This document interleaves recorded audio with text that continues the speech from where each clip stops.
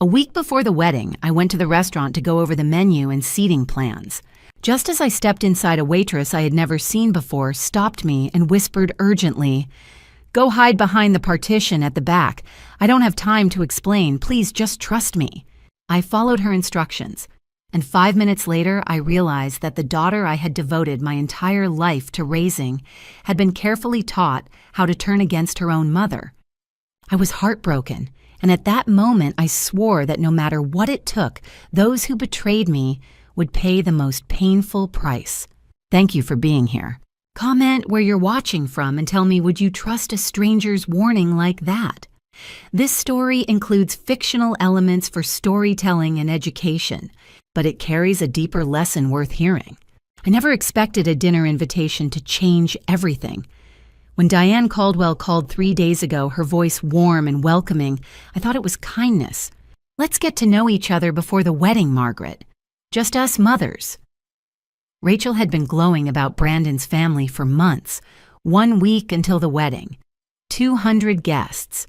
My daughter about to marry into what seemed like the perfect family. I arrived at the Golden Terrace early. White tablecloths, crystal chandeliers, the scent of garlic and fresh bread. Everything Rachel had promised. Before the hostess could greet me, a young woman appeared at my elbow. Blonde ponytail name tag reading Amber. Her face was pale, strained, eyes wide with panic. "Excuse me," she whispered. "Are you Margaret Sullivan?" I blinked. "Yes. How did you—" Her hand closed around my wrist, cold, trembling. "Please, you need to trust me. Come with me right now. I'm meeting someone—" "I know, that's why you need to hide." She pulled me past tables where couples laughed over wine, oblivious. My heart hammered. This was insane. "I don't understand," I managed. "They'll be here any minute." Her voice cracked. "If they see you, they'll change everything. You won't hear the truth." She stopped beside a tall wooden screen separating the dining room from a private alcove. Behind it, shadows. A narrow space. "Stay here," Amber whispered. "You'll hear everything. Don't come out until I get you." Her eyes locked onto mine, desperate. "Please." I should have walked away, but something in her face, raw fear, barely contained grief, made me nod. She disappeared. I pressed against the wall, pulse thundering. Then I heard the hostess, "Right this way, Mrs. Caldwell." Footsteps, chairs scraping, a woman's laugh, smooth, controlled. "Thank you, darling." "Diane." A man's voice followed. Younger. Hesitant. "Are you sure about tonight, Mom? What if Margaret—" "Margaret isn't coming." Diane's tone was clipped. I never actually called her. I just needed her name on the reservation. My blood turned to ice. "The loan papers are ready," she continued. $220,000, all in Rachel's name. The condo as collateral. I couldn't breathe. "She'll sign after the ceremony at the notary's office. She'll think it's standard marriage paperwork." A pause. "By the time she realizes the money will be offshore." "And if she fights it?" Brandon asked. "She won't. Women like her don't fight." Diane's voice was cold. "The debt, $500,000 and climbing, will be attached to her credit. Foreclosure. She'll be ruined, and we'll be free." My hands shook against the wall. "What about Margaret?" Brandon asked quietly. "Margaret seems sharp," Diane admitted. "But Rachel won't believe her. The girl worships you. She'll choose you over her mother every time." A pause. Then, just like the others. I bit down hard to keep from making a sound. Movement. Amber appeared with her notepad, approaching their table. "Good evening. Can I start you with drinks?" Her voice was steady despite what I knew was there. Terror barely held in check. I saw her hands when she returned with water, white-knuckled, shaking. 20 minutes later, chairs scraped. Goodbyes. Diane's heels clicking away. Silence. Amber appeared. "They're gone." I couldn't speak.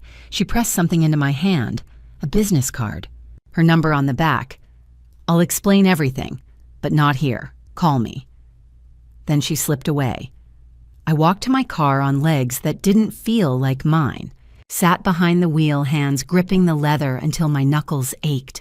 They were talking about Rachel, my daughter, my baby girl who still called every Sunday, who'd cried in my arms after her father died, who trusted too easily and loved too hard. The words echoed, $220,000. Foreclosure. Just like the others. How could I tell her?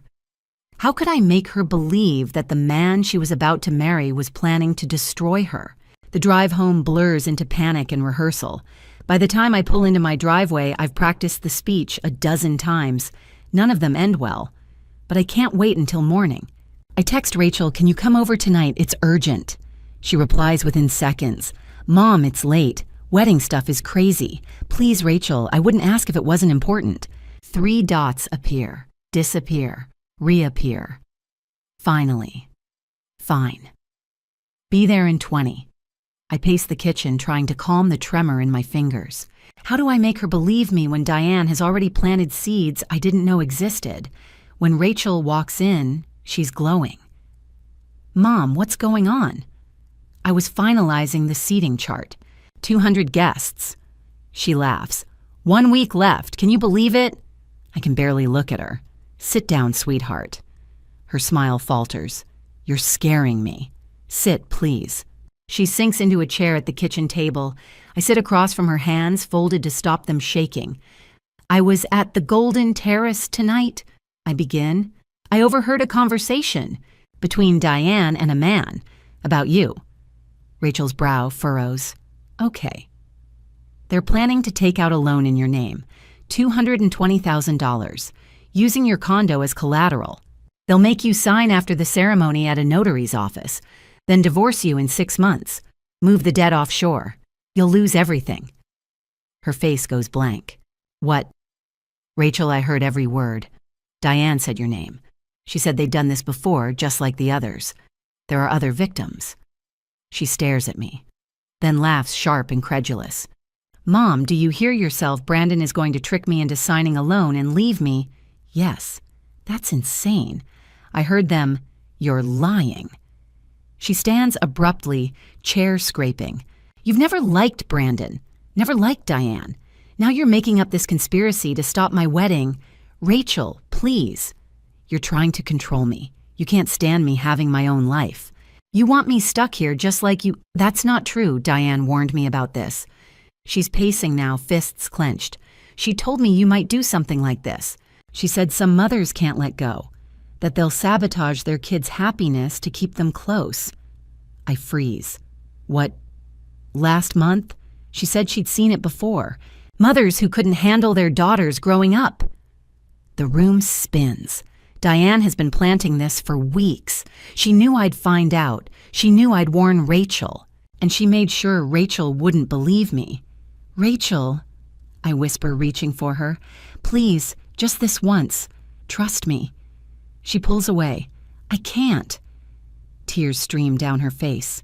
"I can't trust you anymore, Mom." She grabs her purse and walks out. The door slams and the silence that follows is deafening. 30 minutes later, my phone buzzes. I need space. Don't contact me until after the wedding.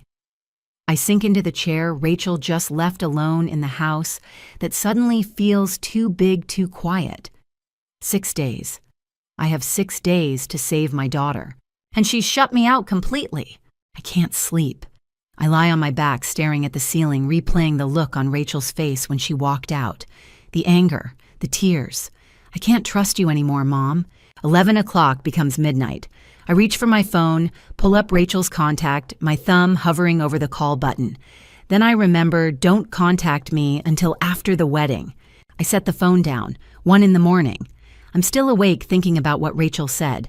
Diane warned me about this. She said some mothers can't let go. Diane planted that seed weeks ago. She's been preparing Rachel to reject me, to see me as the obstacle. Is Rachel calling Diane right now? Is she telling her I found out? What is Diane saying to her? I imagine Diane's voice calm and soothing. "Your mother is scared, sweetheart. She'll say anything to keep you close." And Rachel believing every word. 2 in the morning. I sit up, turn on the bedside lamp, and stare at the empty side of the bed. James has been gone 5 years. Cancer took him before he could walk Rachel down the aisle. If he were here, what would he do? Would Rachel trust him more than she trusts me? Or would Diane have poisoned her against him, too?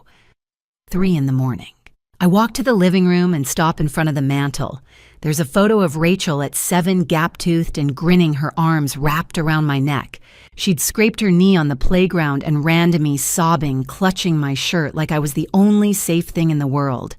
Now she thinks I'm the one trying to hurt her. 4 a.m. I'm back in bed, but my mind won't stop. If Rachel won't believe me, I need proof. Something she can't deny. Bank records, loan documents, testimony from other victims. I think about Amber, the waitress who pulled me aside, who knew exactly what I was about to overhear. She left me her number. She knows something. 5 a.m. I sit up, grab my phone, and find the crumpled napkin from the restaurant. Amber's handwriting is small, careful Amber Collins, 70455500198. I open my laptop and type Diane Caldwell, Charlotte, North Carolina into the search bar. Business registration, social media profiles, charity event photos. Nothing that screams fraud. Nothing that would make Rachel believe me. But I keep digging. 6 a.m. The sky outside is turning gray, the first pale light of dawn creeping through the blinds. I haven't slept a single second. My eyes burn, my head aches, but my mind is clear. If Rachel won't believe my words, I'll show her the truth. I'll find the others, the victims Diane mentioned. I'll find the paper trail. I'll build a case so airtight that even Rachel can't deny it. And I'll start with Amber. I pick up my phone and type a text. This is Margaret Sullivan. We met last night at the Golden Terrace. I need to know everything you know about Diane Caldwell. Can we meet today? I hit send. Then I sit back staring at the laptop screen at the photo of Rachel on the mantel at the empty space beside me where James used to sleep. 6 days left. I'm not giving up on my daughter. Not now, not ever. I start with a search engine. Diane Caldwell, Charlotte, North Carolina. The results load slowly, but when they do, they paint a picture that makes my stomach turn. Chest Ujutro. The first result is a business registration, Caldwell Development, LLC. I click through to the Secretary of State's website. The company was dissolved 2 years ago. Bankruptcy filing. I dig deeper, pulling up court records. Diane's company owed over $600,000 to creditors. Liens notices of default asset seizures. The business address leads me to a photograph online, an abandoned office building with boarded-up windows. 6:30 a.m. I search for personal records. Property tax filings show Diane sold her home 3 years ago, foreclosure sale. No current address listed in Charlotte. She's either renting or living somewhere off the grid. 7:00 a.m. I try a new angle. Diane Caldwell fraud. Nothing comes up in criminal databases. But I find a single mention in a local news archive from 4 years ago. Local woman alleges financial fraud by Charlotte family. The case was dismissed. Insufficient evidence. The woman's name isn't listed. 7:30 a.m. I search for Brandon's family. Justin Caldwell. Brandon's older brother has 2 marriages in public records. Both lasted less than 6 months. Both ended in bitter property disputes. One of the ex-wives filed a restraining order. The details are sealed, but the pattern is clear. 8:00 a.m. I try to reach Rachel again. I call her number. It rings once, then goes silent. A robotic voice. The number you are trying to reach is not available. She's blocked me. I try texting. The message won't send. I open my email and type, Rachel, please. Just listen to me. I'm not trying to control you. I'm trying to protect you. I found records Diane's company went bankrupt. She owes over $600,000. Justin's ex-wives both divorced him in under 6 months. This is a pattern. Please just look at the evidence. I hit send. No response. 8:30 a.m. There's a knock at the door. I open it to find Judith, my neighbor, standing on the porch with a concerned expression. Margaret, I heard from Rachel last night. She called me. My chest tightens. What did she say? Judith hesitates. She's worried about you. She said you've been acting a little strange, that you're trying to sabotage her wedding. I close my eyes. Diane has already started spreading the narrative. Rachel isn't just blocking me, she's telling others that I'm unstable. Judith, I'm not crazy. Diane Caldwell is dangerous. She's planning to steal Rachel's money and leave her bankrupt. Judith's face softens with pity. Margaret, I know you're stressed. Weddings are hard on mothers. But maybe you should talk to someone. A therapist, maybe. She leaves before I can respond. 9 a.m. I sit back at my desk staring at the screen at the evidence that no one will believe. My phone buzzes, an unknown number. I answer. Hello. A young woman's voice, shaky but urgent. Mrs. Sullivan, this is Amber, the waitress from last night. We need to meet. 3 years ago, Diane Caldwell destroyed my life. She took everything from me, and I know she's going to do the same thing to your daughter. I grip the phone tighter. When can we meet? Today. 3 o'clock. There's a cafe called Lucia's on East Boulevard. Come alone. Don't tell anyone. If Diane finds out I'm talking to you, she'll disappear, and Rachel will lose everything. I'll be there. She hangs up. I sit in the silence of my office, staring at the phone at the search results on my screen at the photo of Rachel on my desk. 5 days left. And finally, I have an ally. Amber Collins sits across from me, hands wrapped tightly around a coffee cup. She looks exhausted, not just tired, but the kind of weary that comes from fighting too long and losing too much. 3 years ago, she begins her voice low, I was engaged to Justin Caldwell, Brandon's older brother. I lean forward. Diane used the same playbook. She told me I needed to sign paperwork to help Justin launch a business. Just a formality, she said. 2 weeks after the wedding, while I was on my honeymoon, Diane took out loans in my name. $88,000. I didn't even know until the first payment was due. My chest tightens. What happened? Justin divorced me 3 months later. Vanished. I lost my condo. I'm still paying off the debt. 2 jobs. I tried to sue, but I lost my signature was on the documents. Legally binding. No way to prove coercion. She looks down at her coffee. I thought I was the only one until I started digging. How did you know about Rachel? Amber pulls out her phone, scrolling to a social media profile. I've been tracking Diane for 6 months. When I saw Rachel's engagement announcement to Brandon, I knew they were going to do it again.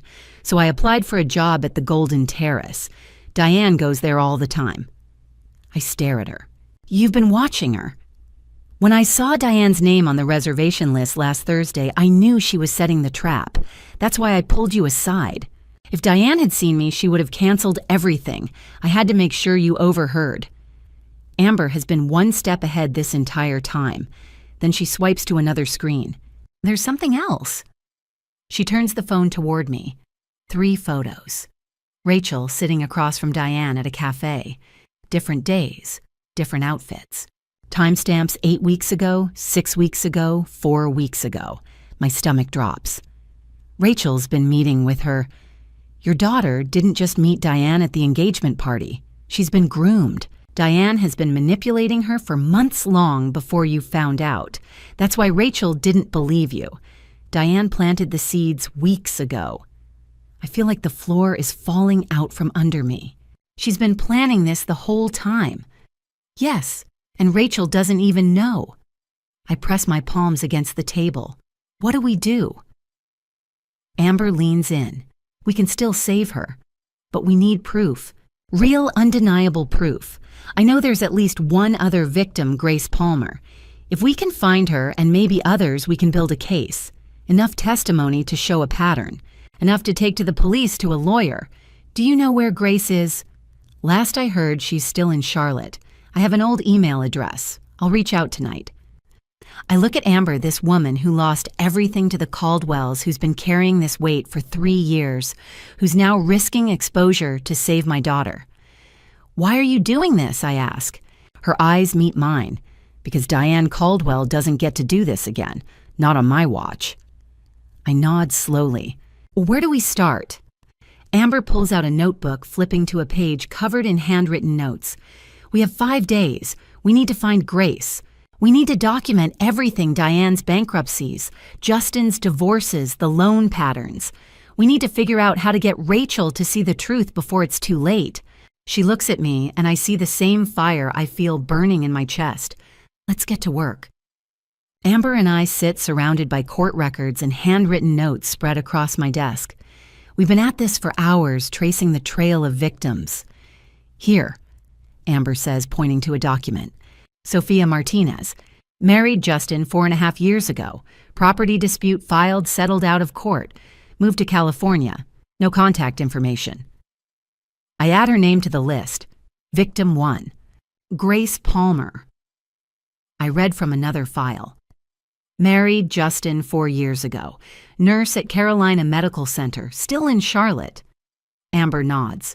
I tried reaching out last year. She didn't respond. Too scared, probably. Victim 2. And me. Amber says quietly. 3 years ago, $88,000. Victim 3. I stare at the list. 3 women, 3 marriages, 3 financial disasters. And now, Rachel. There's a pattern, I say. Every 12 to 18 months, there's a new victim. Justin or Brandon acts as the bait. Diane controls everything. The loan documents are always signed after the wedding. Divorce happens within 3 to 6 months. Amber leans back. They're running a machine, and Rachel is next. I pick up my phone. I'm calling Grace. She won't answer. I have to try. I dial the number from the court records. It rings 4 times, then voicemail. I speak carefully. Miss Palmer, my name is Margaret Sullivan. My daughter is engaged to Brandon Caldwell. I believe your family had an issue with his family. I need to talk to you. Please call me back. I hang up and stare at the phone. 1 hour later, it rings. Hello? A woman's voice, cautious. This is Grace Palmer. How did you get my number? We're court records. I'm sorry, but my daughter is getting married in 4 days. To Brandon Caldwell. And I think Diane is planning to do to her what she did to you. Silence. Then, how do I know you're not working for them? Amber Collins is sitting right here with me. Long pause. Put her on. I hand the phone to Amber. She speaks quietly, then hands it back. I'll come, Grace says. Give me your address. 2:00 p.m. Grace Palmer walks into my house. She's in her early 30s, dressed in scrubs, eyes wary and guarded. We sit at the kitchen table. I pour coffee. Tell us what happened, I say gently. Grace takes a breath. I married Justin 4 years ago. Diane was charming, warm. She told me I was like a daughter to her. Her voice cracks. 2 weeks after the wedding, I signed loan documents. Diane said it was for Justin's business. I trusted her. How much? Amber asks. $95,000. I close my eyes. Justin divorced me 4 months later. I tried to fight it. Lost. Filed for bankruptcy. Lost my house. I'm still rebuilding. Grace looks at me, her expression hard-haunted. If your daughter is already involved, I don't know if you can save her. Diane is good at this. She knows how to make you willingly destroy yourself. But you'll testify, I ask. Grace nods slowly. I'll do whatever it takes to stop them. I lean forward. We need a lawyer, William Harris, best in Charlotte. Amber pulls out her phone. I'll set up a meeting. I look at the 2 women sitting across from me. 3 victims. 3 lives destroyed by the same family, and 1 mother who refuses to let her daughter become the 4th. We have 3 days, I say. Grace meets my eyes. Then let's make them count. William Harris sits behind his desk reviewing every page of the documents we've brought him. He's 49, silver-haired with the sharp eyes of someone who's seen too much of the world's ugliness. He flips through Amber's court records, Grace's bankruptcy filing, the photos of Rachel meeting Diane, my written statement of what I overheard at the Golden Terrace. He doesn't speak for a long time. Finally, he sets the papers down and looks at us. This is a professional operation, he says. Sophisticated. They've been doing this for years. Can you stop them? I ask. William leans back in his chair. The problem is that every victim signed willingly. No physical coercion, no explicit threats, just manipulation. In court, they'll say, these women signed the documents of their own free will, and technically they're right. Amber's jaw tightens. So we can't do anything. I didn't say that. William taps the stack of papers. We need to catch them before Rachel signs. We need proof of the fraud in action. How? Grace asks. We go to the police. We set up a sting operation. Hidden cameras, audio recording at the notary's office. We catch them in the act coaching Rachel, pressuring her, showing intent to defraud. My chest tightens. What about Rachel if she's there when this happens? William's expression hardens. If your daughter is actively participating in signing fraudulent loan documents, she could face charges. But given the manipulation factor, the district attorney's office would likely offer her immunity in exchange for testimony. I close my eyes. She's my only child. I raised her alone after my husband died. Grace puts a hand on my shoulder. Diane used that. She made Rachel believe your love was control. William leans forward. Mrs. Sullivan, I need to be clear about what we're proposing. If the police agree to this, they'll need Rachel to show up at the notary's office. They'll need her to be on the verge of signing. That's the only way to get ironclad evidence, to catch them in the act. I feel like I can't breathe. You're asking me to let my daughter walk into a trap. I'm asking you to save her before it's too late. If she signs those documents, she'll lose everything. Her condo, her credit, her future. And Diane will disappear just like she did with Amber and Grace. This is the only way to stop her. Amber speaks up. We'll be there. All of us. We'll testify. We'll show the pattern. William nods. The police will need all of you. 3 victims, 3 identical schemes. That's enough to build a case for conspiracy and fraud. I look at Grace, at Amber, at the lawyer who's offering us a way out. Then I think of Rachel, my daughter, who thinks I'm her enemy, who's been manipulated into believing a lie. What do we do next? I ask, my voice barely above a whisper. We call the police. I have a contact, Detective Crawford. He handles financial crimes.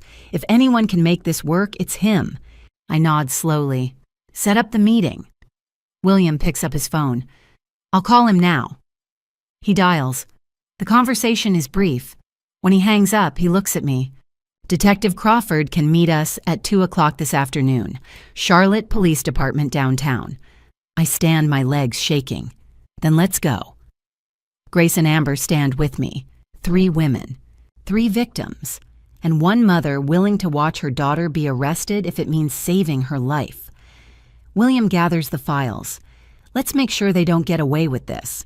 We walk out into the cold Sunday morning 2 days before Rachel's wedding, carrying the weight of what we're about to do. Detective Linda Crawford has the eyes of someone who's heard too many stories like mine. But when I finish, she sits up straighter. Start from the beginning, she says. I tell her everything. The overheard conversation at the Golden Terrace, $220,000, the plan to divorce Rachel in 6 months, the offshore accounts. Amber and Grace present their cases. $88,000, $95,000, lost homes, bankruptcy, signatures on documents they thought were legitimate. William provides the legal analysis, Diane's bankruptcies, Justin's failed marriages, the pattern every 12 to 18 months, a new victim. Crawford takes notes. When we finish, she sets down her pen. This is sophisticated, she says. They use legal documents. The victims sign willingly. No guns, no threats, just manipulation. Can you stop them? I ask. We need to catch them in the act. With recordings, witnesses, proof of intent to defraud. Otherwise, it's he said, she said. William leans forward. We're proposing a sting. Controlled notary, hidden cameras, undercover officers. Let Diane, Brandon, and Rachel show up naturally. Record everything. Arrest when the intent is clear. Crawford nods. I'll run this by my lieutenant. She steps out. 10 minutes later, she returns. It's approved, but there are conditions. What conditions? I ask. We need clear evidence of intent. If your daughter shows up and attempts to sign those documents, she will be detained. My stomach drops. Detained. Crawford's voice is gentle but firm. Mrs. Sullivan, do you believe your daughter knows this is fraud? I'm silent for a long time. I think she's been told it's legal, that it's just a temporary loan. Now Diane is very good at making people believe lies. I pause, but I don't understand my daughter anymore. Crawford writes something down. Wednesday, 10 in the morning. We have a notary who works with us, Helen Vance. You don't need to force them to show up. Diane is panicking because you know she'll accelerate the timeline. Your daughter will get a call, and she'll come. Where? William asks. 415 South Tryon Street, Suite 302. Cameras, audio, undercover officers. When they attempt to execute the fraud, we move in. I close my eyes, and I have to watch my daughter get arrested. Crawford meets my gaze. Or you watch her lose everything, which is worse.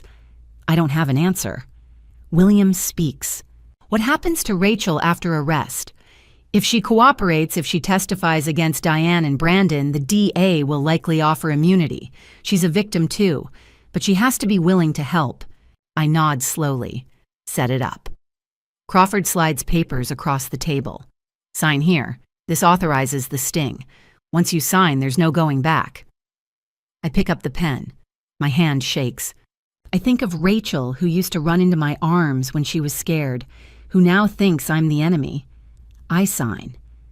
Crawford stands. Wednesday, 10 a.m., 415, South Tryon Suite 302. Be ready. We walk out into the cold afternoon. 3 days until the wedding. And in 72 hours, I'll have to choose between protecting my daughter and arresting her. Monday. 2 days left. My house is silent as a tomb. I sit at the kitchen table, coffee gone cold. I don't know what Rachel is doing, what she's thinking. If she's scared, if she hates me. Mid-morning, Judith knocks. Rachel called me last night. She asked about you. She hesitates. She said, there might be a change of plans. My chest tightens. Diane is accelerating the timeline. Did she say anything else? Judith shakes her head. Just that she loves you, even if she doesn't understand you right now. I close the door and lean against it, fighting tears. Monday afternoon, my phone stays silent. I stare at it, praying Rachel will call. Nothing. At 6, Amber texts, saw Rachel parked outside your house. She didn't come in, sat in her car for 20 minutes, then drove away. My heart shatters. So close. But she couldn't bring herself to knock. Monday night.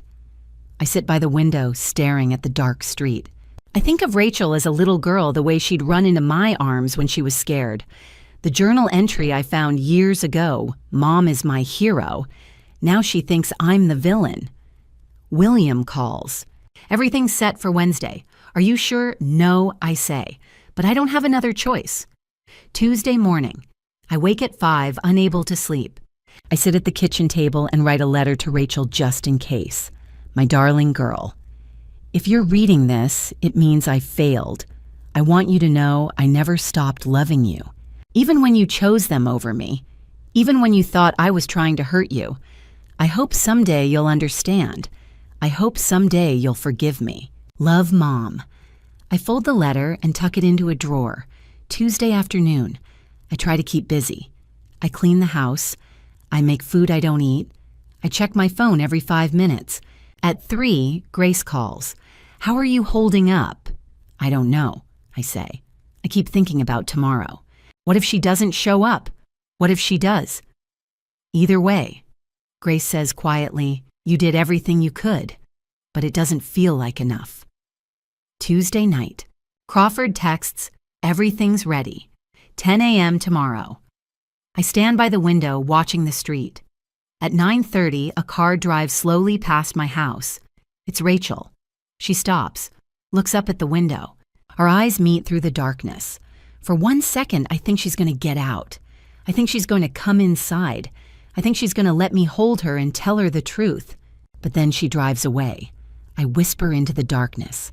Please, sweetheart, see the truth before it's too late. My phone buzzes. Crawford Target received call from Diane. Appointment confirmed for 10 a.m. It's happening. I sink to the floor, my back against the wall. Tomorrow I'll have to watch my daughter walk into a trap. I'll have to watch her get arrested. Or I'll have to watch her lose everything. And I don't know which outcome will destroy me more. I arrive at the notary's office at 9 in the morning. Helen Vance is already there, calm and professional. Hidden cameras are positioned throughout the room. Detective Crawford and 2 plainclothes officers wait in the adjacent suite. I'm in the back room watching through monitors. William sits beside me. Are you ready? My hands are shaking. No, but let's do this. The monitor shows the empty office waiting. Every minute feels like an hour. I stare at the screen watching the door. Will Rachel show up or has she figured it out and run? William hands me a bottle of water. I can't drink it. She'll come, he says quietly. Diane will make sure of it. At 9:45, Crawford's voice crackles through the radio. Suspect 1 arriving. I lean forward.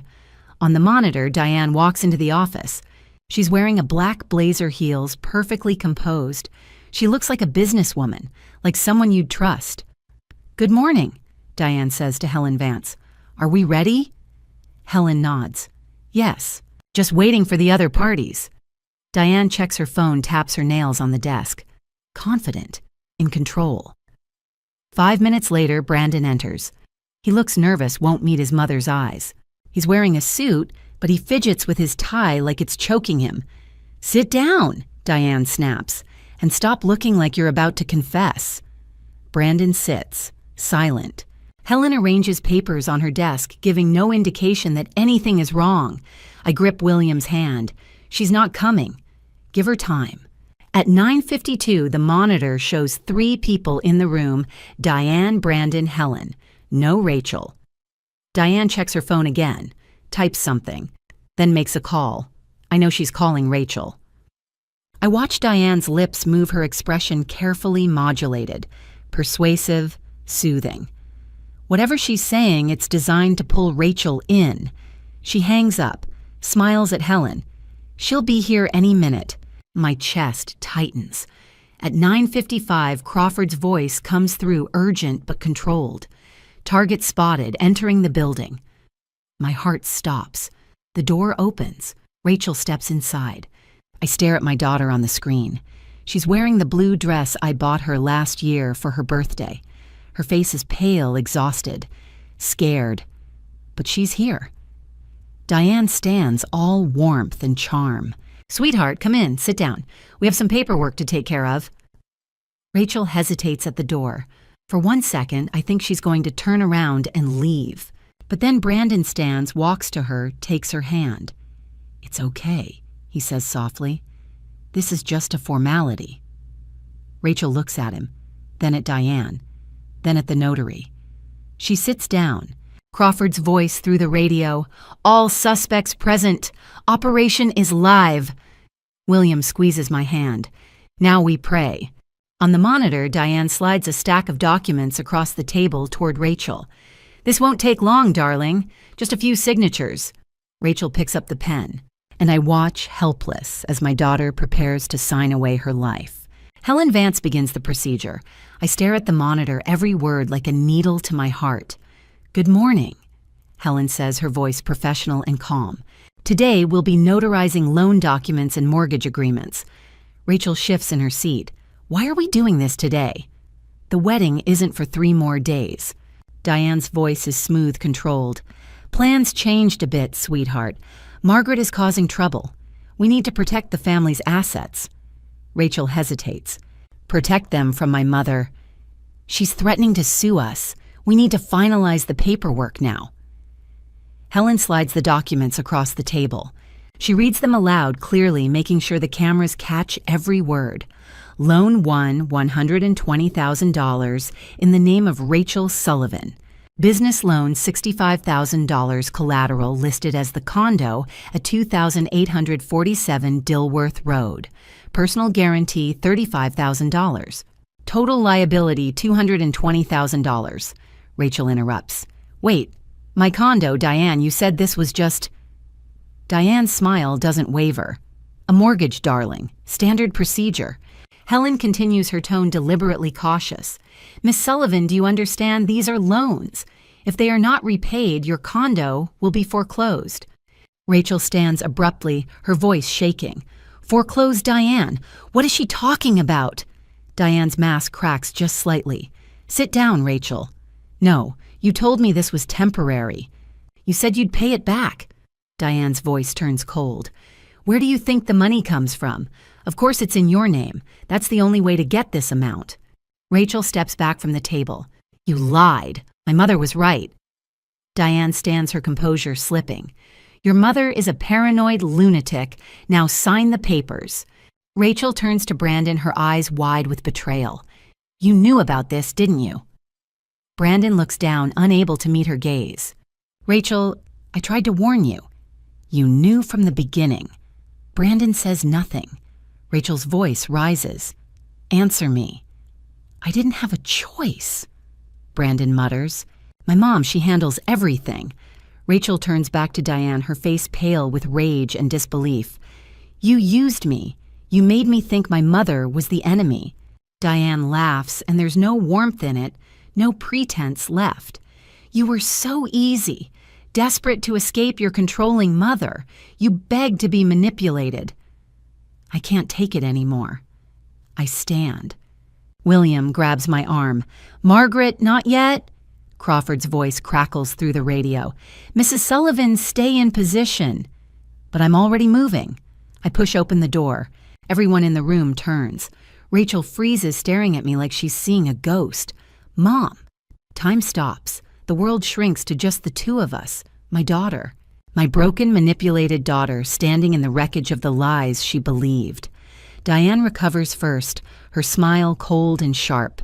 Well, Margaret, what a surprise.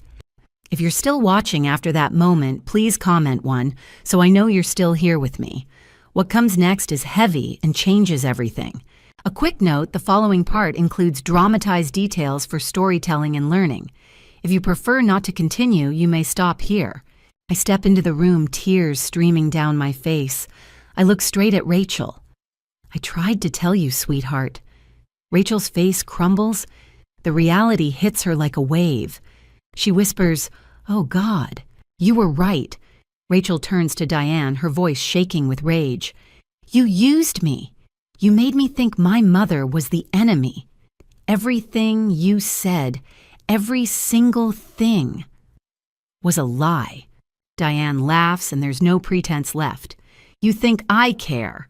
You were just a condo and a credit score. That's all you ever were. I step toward Rachel. She backs away. Don't look at me. I don't deserve it. Sweetheart, I helped her mom. Rachel's voice breaks. I told her everything you found. I reported back to her. I betrayed you. The words cut through me like a knife, but I open my arms anyway. Come here. Rachel doesn't move. Diane's voice cuts through the room, sharp and furious. How touching. Now everyone sign the damn papers. I turn to face her. No one is signing anything. You think you have power here. You have no authority. I'm her mother, and I'm here to stop you from destroying my daughter.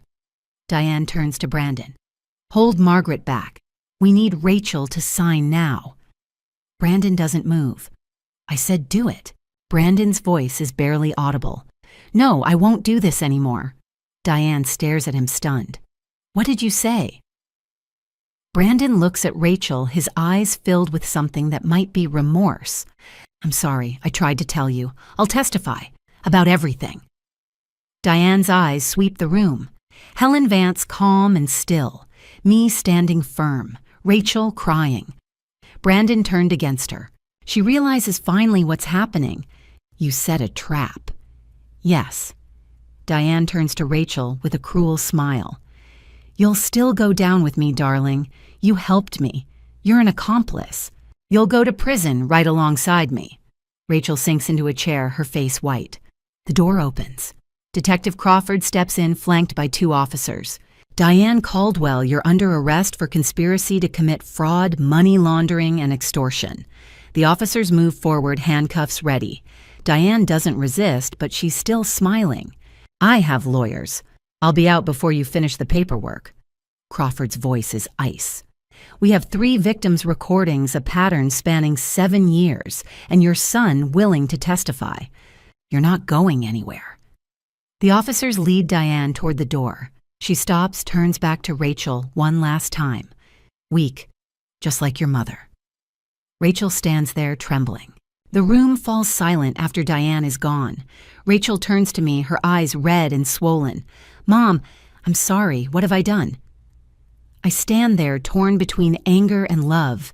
All I want is to hold my daughter, but she chose them over me. She believed Diane's lies.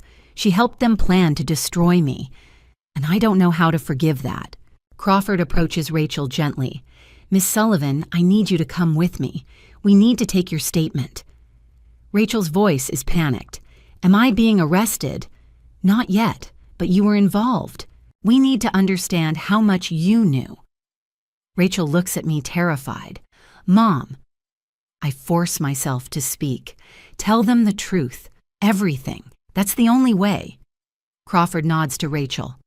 "Let's go." Rachel walks toward the door, then stops. She turns back to me, her voice breaking. "I love you, Mom. I'm so sorry." I can't answer. The words won't come. Rachel leaves with Crawford. Brandon follows head down. William puts a hand on my shoulder. "Margaret." I sink into a chair, staring at the unsigned document still spread across the table. $220,000. Rachel's condo. Her entire future. Almost gone, but not quite. I saved her, but I lost her in the process. And I don't know which hurts more. Rachel is being interrogated in a separate room. I sit in the hallway outside, listening through the door. Her voice is shaking. I didn't know it was fraud. She told me it was just a temporary loan. I thought it was normal business. The detective's voice is calm but firm. "But you reported back to Diane about what your mother found." Rachel's voice breaks. "Yes. Oh God, yes. I helped her. I thought I was protecting Brandon. I didn't realize." I close my eyes. Every word is a knife. Amber sits beside me, her hand on my shoulder. Grace is on my other side. We're 3 women who've survived the same predator. But right now, they're comforting me while my daughter is in that room, confessing to helping the woman who tried to destroy us all.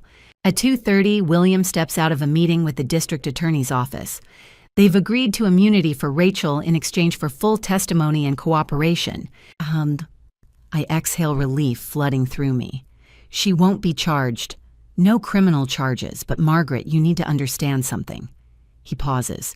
You could sue her civilly for disclosing your investigation to Diane, for aiding in the conspiracy. She gave them information that could have helped them succeed. I shake my head. I don't want to sue my daughter. I know, but you need to know the option exists. He looks at me seriously. And you need to know there's no excuse for what Rachel did. Even if she was manipulated, she made choices.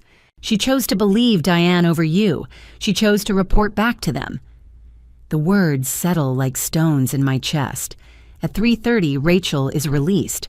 She steps out of the interrogation room, her eyes red and swollen. She sees me. She stops. The 20 feet between us feels like 20 miles. "Mom," she whispers. I can't answer. My throat is closed.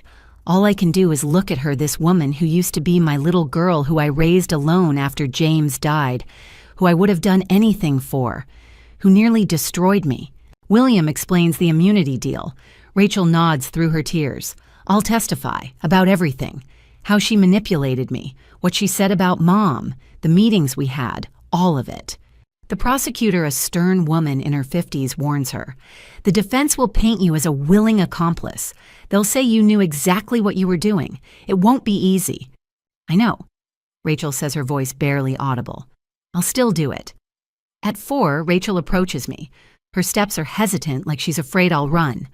Mom, please, I know you hate me, but please let me explain. I stand. I look into her eyes that look so much like James's. It hurts. I don't hate you. I could never hate you. Rachel's face brightens with hope. Then, but I can't look at you right now either. The hope dies. She nods, tears spilling over. I understand. I walk past her out of the police station into the cold afternoon. I get in my car, drive home alone. The house is silent when I arrive. I sit at the kitchen table staring at the chair where Rachel sat just days ago when I tried to warn her, and she didn't believe me. That night, my phone buzzes. A text from Rachel, "Mom, please.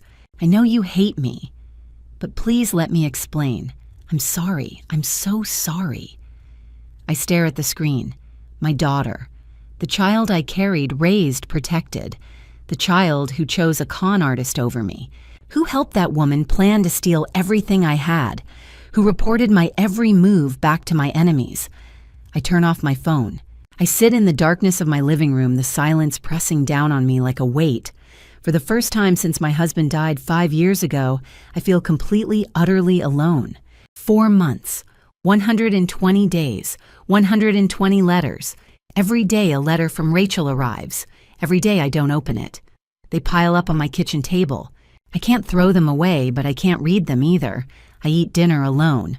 I look at old photos of Rachel on the mantle, her 7th birthday, her graduation, her nursing license. Some nights I turn the frames face down. Other nights I turn them back. In October, I'm at William's office with Amber and Grace preparing testimony. "We found 2 more victims," William says. "Emma Rhodes from Atlanta. Lost $102,000. Another woman in California who settled quietly. 5 women, 7 years. Over $470,000 stolen. With Rachel's testimony, we have them," William says. "Diane is going to prison for 7 to 10 years. "Good," I say. "Has Rachel been in contact?" "Every day." And I don't answer. In November, Amber meets me for coffee. I saw Rachel. She's working 2 retail jobs, going to therapy twice a week. I stir my coffee, saying nothing. She asks about you. I told her you need time. "Tell her not to wait," I say. Amber looks at me. "Do you really mean that?" I don't answer.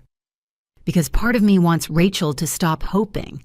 Part of me traces her handwriting on every envelope, imagining what the letters say. But I still don't open them. In December, the day before the trial, I prepare my testimony.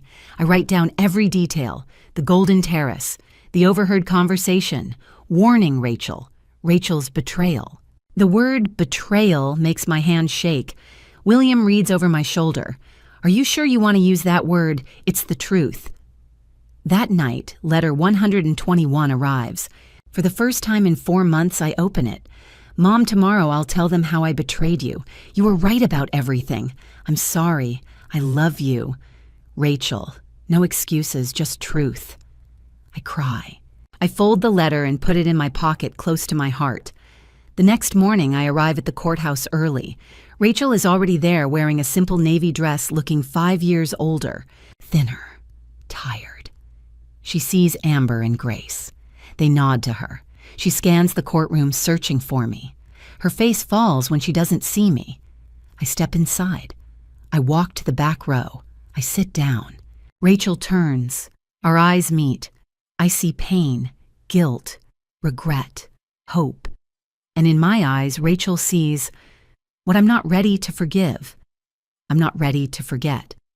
But there's a small spark of something that might someday become forgiveness. The bailiff calls all rise. The judge enters. The trial begins. For the first time in 4 months, Rachel and I are in the same room facing the same enemy, together. But not quite. The courtroom is packed. Press in the back. 5 women preparing to face one. On day 1, I take the stand.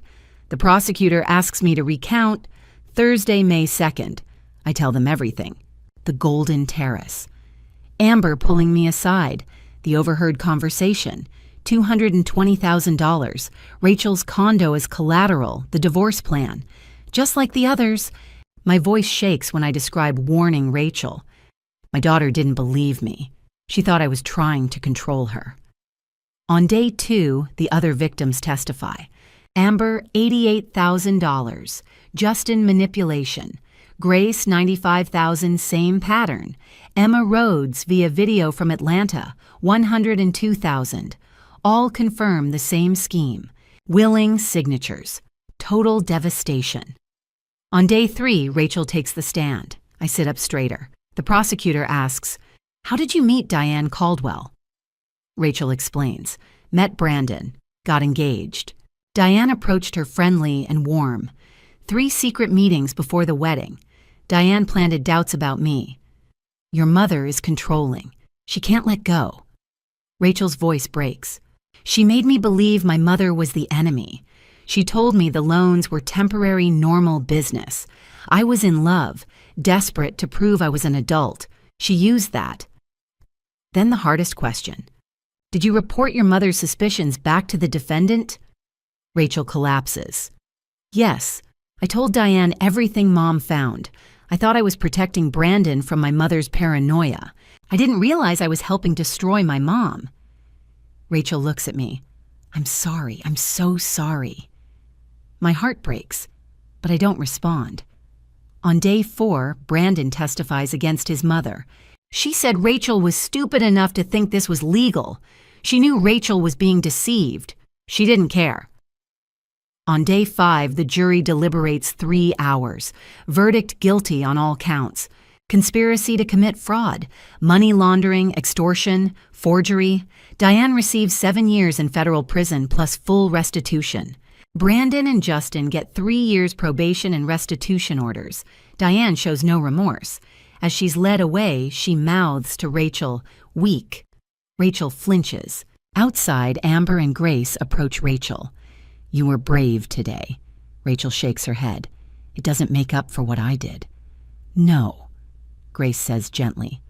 "But it's a start." They leave. Rachel turns and sees me by my car 50 feet away. We stare at each other. I take 1 step forward, then stop. Hope flashes across Rachel's face, but I can't. Not yet. I get in my car.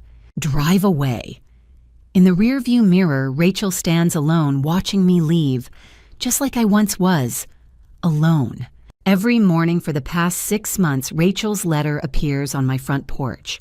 Never mailed, always hand-delivered, which means Rachel drives here every morning, leaves the letter, drives away.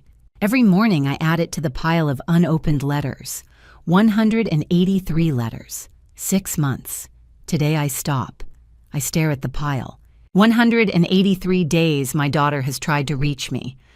I pick up the first one dated the day after the confrontation. My hands shake as I open it. Handwritten. Brief. "Mom, I don't know what words to use. I don't expect forgiveness. I'm just sorry." Raw. Honest. Painful. I open the next one. And the next. Hours pass. I sit at the kitchen table reading all 183 letters, a chronicle of Rachel's journey, weeks 1 through 4, guilt, insomnia, crying every night. Month 2, started therapy, working 2 jobs to pay off debt. Month 3, preparing to testify, terrified but determined. Month 4, after the trial, complete collapse. Months 5 and 6, slowly rebuilding, learning to live with guilt. One letter from 3 weeks ago stands out. "Mom, I got a job at a nonprofit that fights financial fraud, teaching young women about manipulation, gaslighting, warning signs, and relationships. They hired me because of my story. I hope this makes up for a small part of what I did." I cry when I read this. She's turning her pain into purpose. I find something else in my drawer. Rachel's childhood journal tucked away for years. I open to the first page written when she was 10. "Mom is my hero. She worked so hard to take care of me after Dad died. When I grow up, I want to be just like her." I break down completely. That child loved me so much. What happened, Diane? Diane found the wound and exploited it. I realized something. Diane fooled judges, police, lawyers, smart women like Amber, Grace, Emma. Why did I expect a 27-year-old girl to be stronger than all of them? I pick up my phone. Stare at Rachel's blocked number. I can't unblock it yet, but I open my laptop, write an email. No greeting, just, "I read your letters, all of them." I hit send. 5 minutes later, Rachel replies, "Thank you for reading them. That's more than I deserve. I love you. R." The next morning, something different appears on my porch. Not a letter. A small potted plant, a peace lily. The card reads, "My therapist taught me that peace lilies symbolize rebirth and new beginnings. I'm not asking for forgiveness. Just asking you to let me show you slowly that I'm not that person anymore. I'm trying to become someone you can be proud of again. R. I bring the plant inside. Set it on the kitchen windowsill. Water it. A first step. Sunday morning. 1 year to the day since I overheard the conspiracy. The doorbell rings. Rachel stands on my porch, holding a bag of groceries. Her smile is tentative. She looks different, healthier, calmer. I know I should have called first, but I thought, breakfast blueberry pancakes. Your favorite.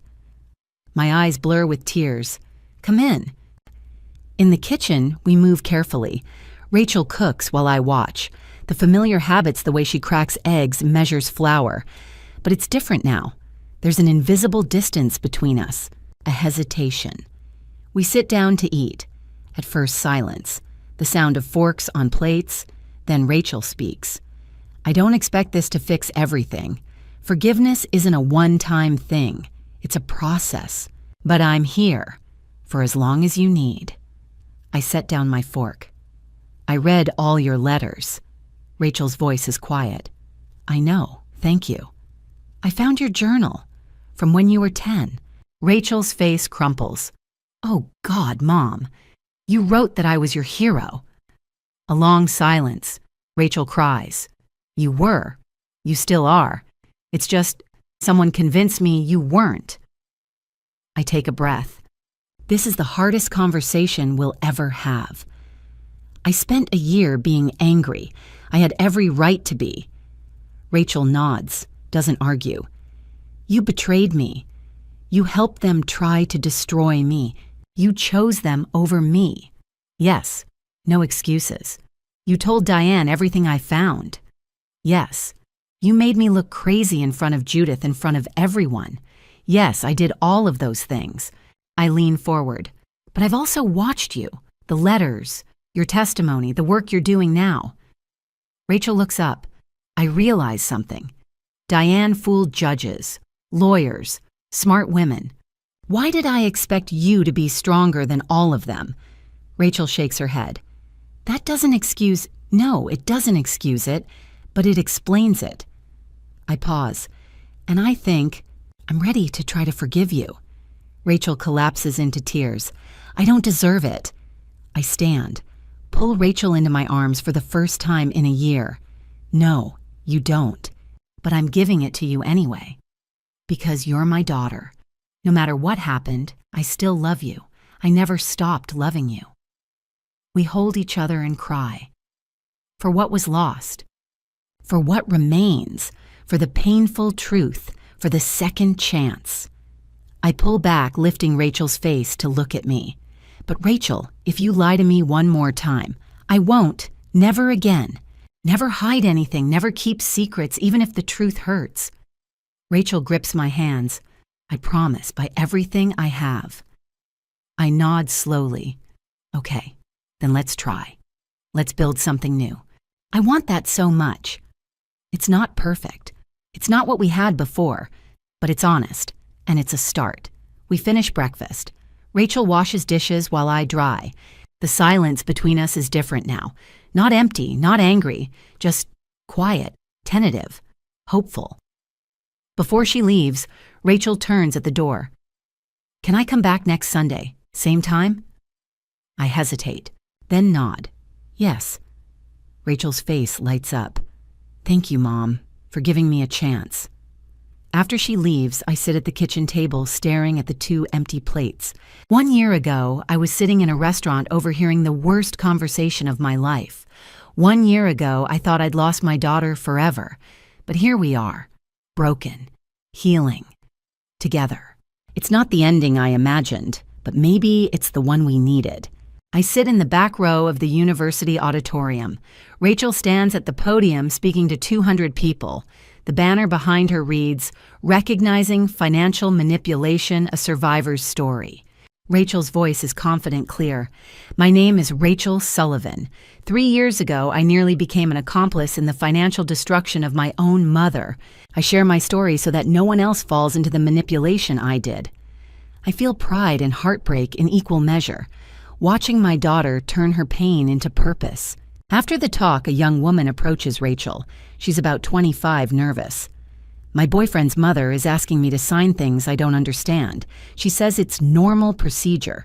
But after hearing you, I think I need to check. Rachel's face is serious. Trust your instincts. Don't sign anything until an independent lawyer reviews it. The woman's eyes fill with tears. You just saved me. Thank you. Rachel looks at me across the room, her eyes shining. I nod. Well done, sweetheart. That evening, we returned to the Golden Terrace, back to where it all began. Me, Rachel, Amber, Grace at a table by the window. Not the old table, a new one full of light. The wooden screen is gone. The restaurant remodeled. We raise our glasses. Amber, to survivors. Grace, to justice. Rachel looks at me. To second chances. I say, to truth. We clink glasses. Amber speaks first. I paid off my last debt last month. First time in 3 years I don't owe anyone. Grace adds, I bought a house again. Smaller than before, but it's mine. Rachel smiles. The nonprofit expanded. We helped 47 women last year avoid financial fraud. I look at all 3 of them. You all make me so proud. Rachel's life has changed. She's dating Michael Foster, 32, an architect, a volunteer at the nonprofit. The relationship is slow, careful, healthy. Rachel doesn't rush, doesn't hide. She introduced me to Michael from the start. I approve. He's good for you, he listens, and he respects boundaries. Before we leave, Rachel stops where the wooden screen used to be. I think about that night a lot. What if you hadn't been there? What if Amber hadn't hidden you? What if you hadn't heard? I touch her arm. But I was there. And I did hear. And we survived. Rachel's voice is quiet. Are we okay, Mom? Really okay? I consider this. We're different than before. We'll never be what we were. I pause. But yes, we're okay. We walk outside together into the sunlight. I look at my daughter, no longer the naive girl who believed everything. Now a woman who questions, who protects herself, who helps others. Maybe Diane destroyed us, but we rebuilt ourselves, stronger, wiser, and together. 3 years since that night. 3 years since my world shattered. 3 years since I discovered my daughter had been manipulated into betraying me. What has changed Diane Caldwell is in year 3 of a 7-year federal prison sentence. Brandon and Justin completed probation and are paying restitution. 5 victims received partial compensation. Amber is debt-free. Grace owns a home again. Rachel is helping others avoid what happened to her. What hasn't changed? The pain of betrayal never fully disappears. I still remember the moment my daughter chose them over me. Rachel still carries guilt even though I've forgiven her. We'll never be what we were before. But we survived. And sometimes survival is enough. Lessons learned. Manipulators are professionals. They find your weakness and exploit it. They don't need force, they use psychology. They make you think you're making your own decisions. Forgiveness doesn't mean forgetting. It means choosing love over hate. It means letting both people grow, but it doesn't mean everything goes back to normal. My daughter was both victim and accomplice. Both are true, and I had to learn to accept that. Red flags everyone should know in relationships. Someone isolates you from family and friends. Someone makes you doubt your own instincts. Someone calls the people who love you controlling or jealous. Someone rushes major financial decisions. Someone says, "Trust me," without clear explanation. In financial transactions, anyone who tells you to keep money matters secret from loved ones. Anyone who says temporary, but the paperwork says permanent. Anyone who rushes you to sign without time to review. Anyone who says, "Trust me," instead of, "Let your lawyer review this." My message to you. If you're a mother, trust your instincts. If something feels wrong, it usually is. Don't stop fighting for your children, even when they stop fighting for you. If you're a daughter, people who truly love you will never ask you to cut off your family. Independence doesn't mean isolation. Growing up doesn't mean abandoning those who protect you. If you're a victim, it's not your fault. Manipulators are very good at what they do. You're not alone. Help is available. Call to action. Subscribe to see more stories like this: survival, manipulation, justice, forgiveness. Share this video with mothers worried about their daughters, with daughters being isolated from family, with anyone facing major financial decisions. Comment below. What city are you watching from? Have you experienced something similar? Did this story touch you? Resources. If you or someone you know is experiencing financial fraud. National Elder Fraud Hotline 1-833-FRAUD-11, consumerfinance.gov. Local legal aid services. Final message: trust your instincts. Question anything that seems too good to be true. Never stop fighting for the people you love, even when they stop fighting for you. I'm Margaret Sullivan, and this is our survival story. See you soon. Looking back on this journey, I see how close I came to losing my daughter forever. Not to death, but to manipulation, pride, and the walls we built between us. My lessons for you: don't be like me. Don't wait until your world is crashing down to trust your instincts. I ignored the red flags because I wanted Rachel to be happy. I stayed silent when I should have asked questions. By the time I acted, she was already entangled in Diane's web. God gave me 3 chances to save my daughter. The first, when Amber pulled me behind that screen. The second, when I found the courage to confront Rachel despite her anger. The third, when I chose forgiveness over bitterness. If you believe God is working in your life, don't ignore the signs He's showing you. God doesn't give us obstacles. He gives us opportunities to protect those we love. These family drama stories teach us that love isn't always gentle. Sometimes it's fierce, uncomfortable, and requires us to fight for people who don't want to be saved. Family drama stories like mine happen every day. Mothers ignored daughters, manipulated families torn apart by outsiders. And family drama stories can end differently if we act sooner. As for grandma stories, I'm not a grandmother yet, but I've learned what I'll tell my future grandchildren: trust but verify. Love fiercely but set boundaries. Grandma stories should be about wisdom passed down, not regrets lived through. Grandma stories are supposed to end with, "and we all lived happily ever after." But real life is messier, and that's okay. Don't be like me. Don't wait. Don't ignore. Don't let pride or fear silence your voice when someone you love is in danger. I'm grateful you've walked this journey with me. Type "survived" in the comments. If you made it to the end, I need to know you're still here. Fair warning, this story blends real experiences with creative elements designed to educate and inspire. If it doesn't resonate with you, no hard feelings. Find what speaks to your heart. But if it does, subscribe, share with someone who needs to hear this, and let's keep the conversation going. Your story matters too.